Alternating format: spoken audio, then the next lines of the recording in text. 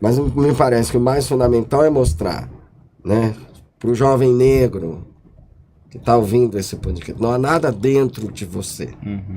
Tá tudo fora de você, tá tudo na vida social. Nas relações. Não há nenhum ideal de ego branco introjetado em você. Isso. Para que você se sinta inferior, para que você alise o cabelo. Não, você está vivendo, aí eu não domino, dominarei a linguagem da análise do comportamento, mas você está vivendo numa contingência que é para você vai ser mais aceito, mais amado se você alisar o cabelo, se você fizer determinadas escolhas, né? Tô falando porque pensar historicamente, não que hoje as pessoas alisem o cabelo, né? Mas pensar historicamente, quando você tinha anúncios no jornal que falava pede-se boa aparência. Pede-se boa aparência está dialogando diretamente com a marcação social da cor da pele. Né? Diretamente. E acho que então, esse é por favor. Desculpa, professor, nós estamos pensando até, refletindo um pouco com o que você trouxe, é um ponto super importante quando a gente pensa, por exemplo, no fenômeno clínico, que é a questão da validação. Porque muitas vezes, justamente por, pensando até nos jovens negros, né, por ter uma cultura, ter todo um ambiente social que vai culpabilizando ele por suas próprias ações, no sentido de ele que nasceu errado, ele que tem alguma coisa feia, ele que, essa internalização vai levando o indivíduo a sofrer de tal forma que ele vai começando a se olhar como algo sem solução. Se eu sou o problema, então não há o que fazer, não tem como mudar minha cor da pele, não tem como mudar meu nariz, não tem como mudar meu cabelo, não há o que fazer. Então, quando o professor chama essa atenção, né, quando o professor Alessandro chama atenção para o fato de que não é isso, não é que tem algo errado, naturalmente errado em você, mas que, dadas essas construções sociais, essas relações sociais nas quais você vive, as condições foram criando também esse sofrimento que você sente, localiza-se de uma outra forma o problema, né? Então é para essas inter-relações que a gente tem que olhar e transformar, e não para um aumento da culpabilização do indivíduo porque ele nasceu naturalmente errado, digamos assim, né? Muito pelo contrário. E esse olhar ele é validante no sentido de, se você se sente desta forma, tudo bem você se sentir desse jeito. Você se sente mal, tudo bem. Mas saiba que esse sentir-se mal não advém do fato de que há algo errado em você.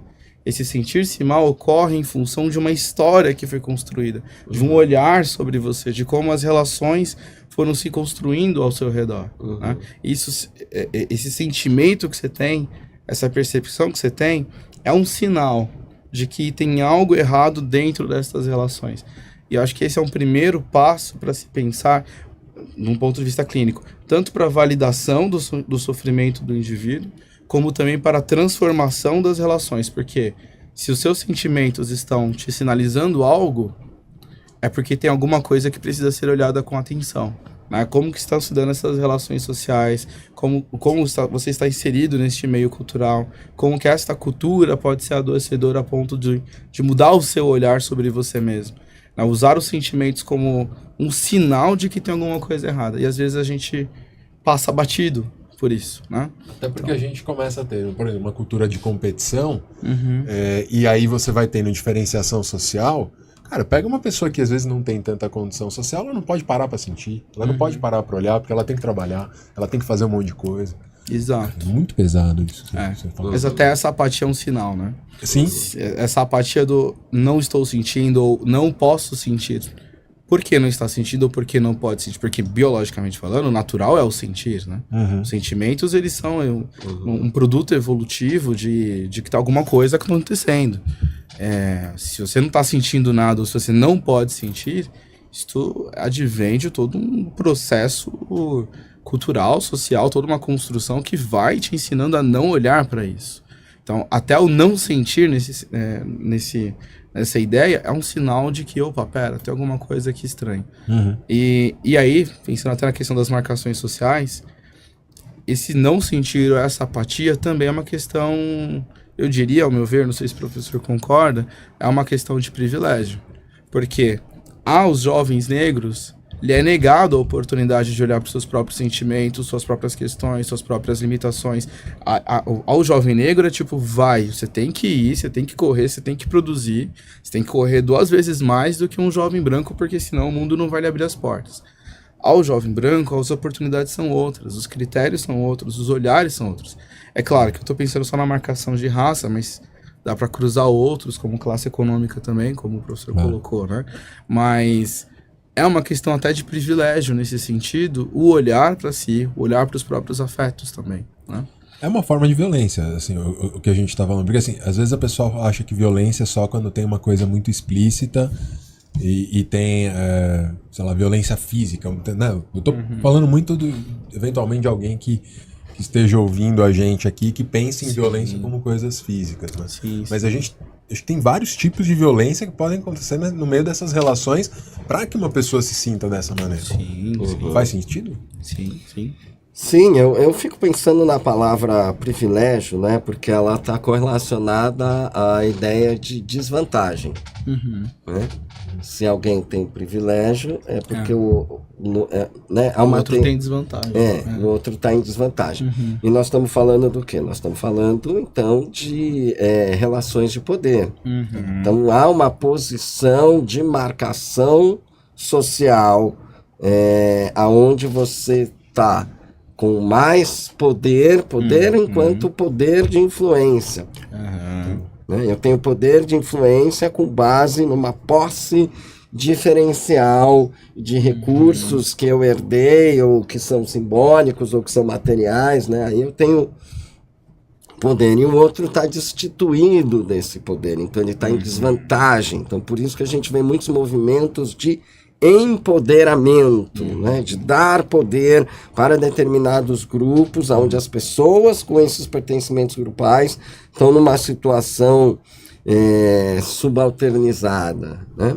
Violência, eu entendo, eu sigo a definição do Galton, eu entendo que violência é tudo aquilo que vem de fora da pessoa, tá? E a atinge e a impede de ter um desenvolvimento pleno da sua potência, das suas potencialidades. Então você vai ter uma gradação da violência que vai desde a violência simbólica, né, até a violência, a integridade física.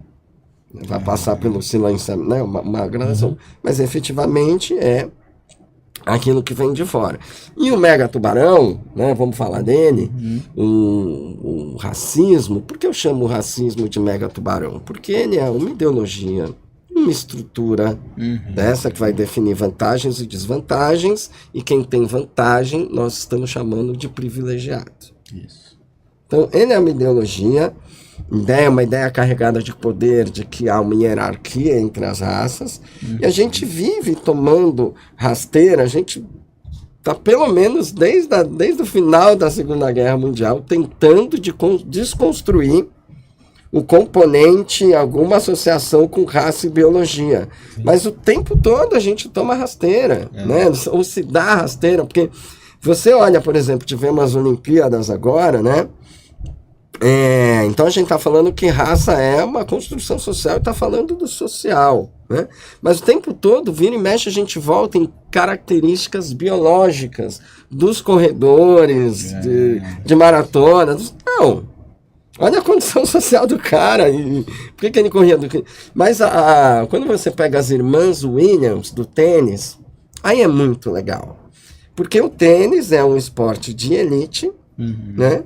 E elas foram lá, e principalmente Serena, e ganharam tudo, né?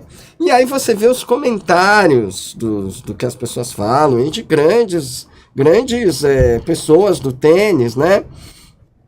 É como se tudo que a Serena conquistou e o alto desempenho dela fosse associado a quê? Vai ver os comentários, a sua força, o seu saque, e não o resultado de um treino constante. De um corpo. Elas treinaram muito. Isso, de um corpo preparado para o esporte de alto rendimento. De novo, é colocado no atávico biológico. Serenão, ela é chamada de serenão, ela é masculinizada. Então a marcação social de raça e etnia, ela é tão forte que ela traz uma oposição entre força bruta e civilidade. Então, e aí a gente está falando de... Então, um megatubarão. Por que eu chamo de um megatubarão? Bom, eu sou cientista. E eu aprendi que, como cientista, você tem que escolher um caminho e deixar todos os outros. Então, se o racismo é um megatubarão, por quê? Porque ele é uma ideologia, ele é uma estrutura, ele é um processo, porque ele vai se transformando e a experiência anglo-saxã de racismo é completamente diferente da nossa católica ibérica, né? Mas só nomear, então. Ele é uma ideologia, ele é uma estrutura, ele é uma forma de aprendizagem, ele é um processo e ele é um modo de vida. Eu, como cientista, eu não consigo pegar este mega fenômeno da realidade só com a minha ciência. Eu preciso das outras ciências comigo. Então eu, como cientista, como psicólogo social, que faz pesquisa em psicologia social, eu me limito a investigar 2 fenômenos que derivam do megatubarão: o preconceito e a discriminação. Esse foi um dos cortes do Pareamento. Você chegou até aqui? Deixa um like.